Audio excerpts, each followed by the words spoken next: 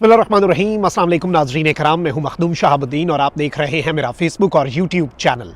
उम्मीद करता हूं आप सब लोग बखैर वाफियत होंगे और जहां भी होंगे अपने अहले खाना समेत खुश भी होंगे और महफूज भी। इय्याका नअबुदु व इय्याका नस्तईन। ए अल्लाह, हम तेरी इबादत करते हैं और तुझसे ही मदद मांगते हैं। पाकिस्तान में 3 अप्रैल 2025 के दिन का आगाज़ हो चुका है, जुमेरात का दिन है और इसमें कुछ बड़ी इंपॉर्टेंट डेवलपमेंट्स हैं जो आपके सामने रखनी है।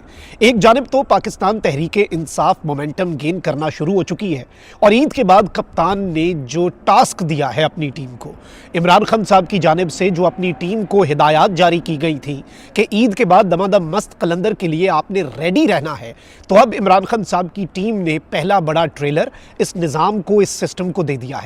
एक जानिब तो निज़ाम इमरान खान साहब को मैसेजेस कम्युनिकेट करवा रहा है और इमरान खान साहब को लगातार मैसेजेस जो हैं वो भेजे जा रहे हैं। कल की मुलाकातें, परसों की मुलाकातें, ये सब मुलाकातें एस्टैब्लिशमेंट की जानिब से इमरान खान साहब को एंगेज करने के हवाले से बहुत इंपॉर्टेंट भी हैं और फैसला कुन भी हैं।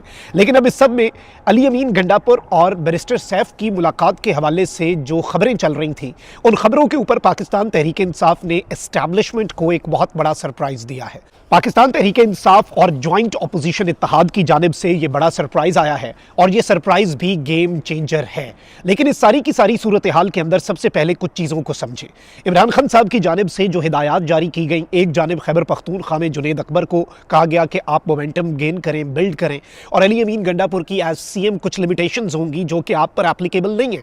अली अमीन गंडापुर अपना काम करें, आप अपनी कैपेसिटी में खैबर पख्तूनख्वा के सदर के तौर पर अपनी तैयारी मुकम्मल रखें। फिर आलिया हमजा साहिबा जो हैं, आपको मालूम है कि पंजाब के अंदर वो भी काम कर रही है। इवन आजम सवाती साहब ने ये बताया कि आलिया हमजा का पंजाब में रास्ता रोका जा रहा है और आलिया हमजा जो है उनका रास्ता जो रोका जा रहा है, बहुत से लोग उनकी राह में रोड़े अटका रहे हैं। अच्छा, उसके बाद एक और डेवलपमेंट ये भी हुई है कि हम्माद अजहर साहब जो हैं उन्होंने बिलाखिर पंजाब की सदारत से और तंजीम से इस्तीफ़ा दे दिया और इस मरतबा उन्होंने कहा है कि मेरा फैसला हतमी है। इससे पहले भी उन्होंने 1-2 मरतबा इस्तीफ़ा दिया क्योंकि वो मंजर आम पर आ नहीं रहे और पार्टी के एक अहम तरीन ओहदे पर हैं।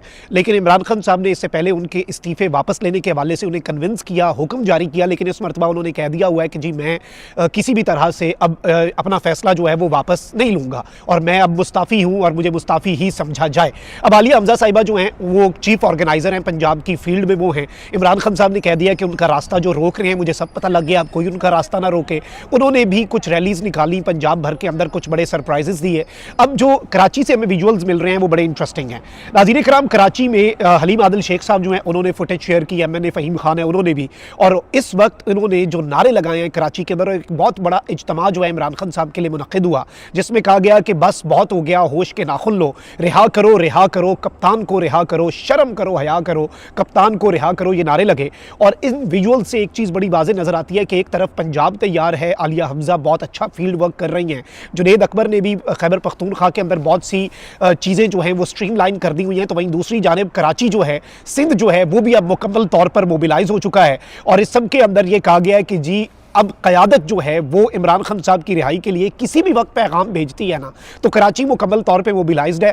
कराची वाले इस्लामाबाद पहुंच जाएंगे, आप लोग अपनी तैयारी मुकम्मल करें। यानी कि लॉन्ग मार्च जो PTI ने करना है और एक बहुत बड़ा सरप्राइज़ या धरना, या इमरान खान साहब ने जो बात कही थी कि ईद के बाद एहतजाज होगा, सड़कें गर्म नज़र आएंगी, जहाँ देखोगे एहतजाज नज़र आएगा, अब चीज़ें उस तरफ को भी जा रही हैं। मार्क माई वर्ड्स, चीज़ें उस तरफ को बहुत तेज़ी के साथ बढ़ रही हैं।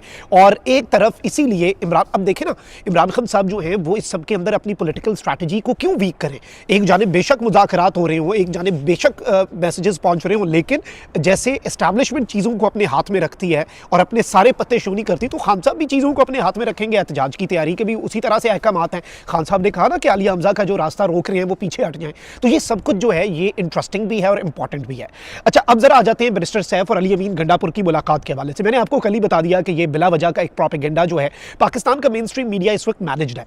पाकिस्तान के मेन स्ट्रीम मीडिया पर कोई भी खबर चलती है तो समझ जाएं कि वो कहीं से अप्रूव होकर आती है, कोई इंडिपेंडेंट खबर नहीं चल सकती। इसीलिए लोग मेन स्ट्रीम मीडिया से बदजन है, इसीलिए लोग सोशल मीडिया को देखते हैं। खैर, अब तो हमारे चैनल्स के ऊपर भी फायरबॉल लगी हुई है और पाकिस्तान के अंदर मेरे चैनल को भी और बाकी जो अहम लोग हैं उनके चैनल्स को भी एक्सेस नहीं किया जा सकता VPN के बगैर, और हमारे लिए हमारी सरजमीन ही तंग कर दी गई है। हमारे लिए हमारे मुल्क की सरजमीन पर बैठ के सच बोलना भी इम्पॉसिबल हो चुका है। लेकिन इस सारी की सारी सूरत हाल के अंदर बैरिस्टर सैफ और अली अमीन गंडापुर की जो खान साहब के साथ मुलाकात है, उसके हवाले से कल मेन स्ट्रीम मीडिया क्या कह रहा था कि 2.5 घंटे मुलाकात का महवर एस्टैब्लिशमेंट से मुज़ाकरात था।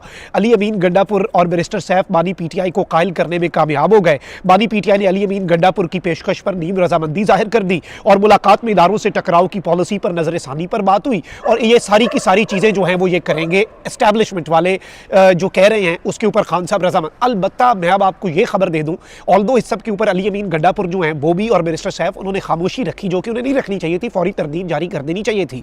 लेकिन अब पाकिस्तान तहरीक इंसाफ ने जियो न्यूज़ की खबर की तरदीद कर दी है और इस खबर को झूठा करार दिया है। अली अमीन गंडापुर जल्द इमरान खान से मुलाकात में गुफ्तगू और जो लाया अमल है वो सियासी कमेटी के सामने रखेंगे, यानी कि सियासी कमेटी का इजलास होगा। सियासी कमेटी जो कि कोर कमेटी से ऊपर खान साहब ने ही बनाई हुई है, पॉलिटिकल कमेटी जो कि बड़ी इंपॉर्टेंट है, उस पॉलिटिकल कमेटी को अली अमीन गंडापुर ब्रीफ करेंगे about the meeting with Imran Khan साहब। और बैरिस्टर सैफ वाली मीटिंग भी इंपॉर्टेंट है और बिलाशुबा इस सब के अंदर एस्टैब्लिशमेंट ने कुछ पैगामात तो भेजे होंगे। आजम सवाती वाली मुलाकात, फिर बैरिस्टर सैफ वाली मुलाकात, फिर अली अमीन गंडापुर वाली मुलाकात और इसी असना में खान साहब से उनकी फैमिली की मुलाकात ना करवाना।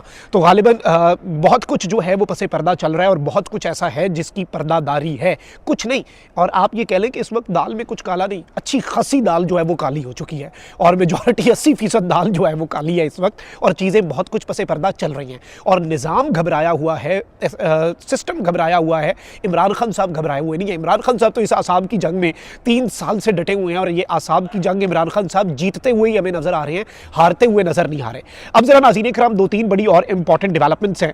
एक जानिब पीटीआई ने यह बड़ा सरप्राइज दिया एस्टैब्लिशमेंट को, इन मुज़ाकरात के हवाले से तरदीद कर दी है कि जी ये खबर झूठी है कि इमरान खान साहब ने कोई एस्टैब्लिशमेंट के साथ मुज़ाकरात और एस्टैब्लिशमेंट के मुतालबात के ऊपर नीम रजामंदी जाहिर कर दी। और मैंने भी आपको कल बता दिया था खैर पीटीआई की, चले अच्छा हुआ है कि क्लैरिफिकेशन आ गई है, ऑफिशियल मौक़िफ़ आ गया, क्योंकि हम तो ज़राए के वाले से ही आपको खबर बता सकते थे। तो एक तो पीटीआई ने एस्टैब्लिशमेंट को ये सरप्राइज दिया कि इस तरह की खबरें अगर आप चलवा भी रहे हैं मेन स्ट्रीम मीडिया पर तो हम उसकी तरदीद भी जारी करेंगे।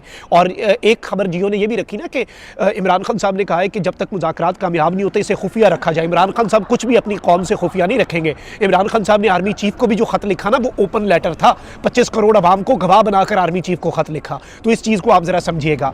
अब जरा पाकिस्तान तहरीक इंसाफ के एक और सरप्राइज पे आते हैं। बलूचिस्तान में सिक्योरिटी की इस वक्त बदतरीन सूरत हाल है और आपको पता है कि अख्तर मेंगल साहब जो हैं वो मस्तूम के अंदर धरना दिए हुए हैं। अब जो बड़ी डेवलपमेंट ये हुई है कि बलूचिस्तान में सिक्योरिटी की बदतरीन सूरत हाल के बावजूद तहरीक तहफ़्फ़ुज़ आईन पाकिस्तान की क़यादत और पाकिस्तान तहरीक इंसाफ की क़यादत जो है उसने मस्तूम धरने में पहुंचकर एक बहुत अहम एस्टैब्लिशमेंट को पैगाम दिया है कि पाकिस्तान तहरीक इंसाफ कौमी मामलात की सियासत के अंदर अपनी जो पोजीशन रखे हुए थी वही पोजीशन जो है उसके ऊपर डटी हुई है।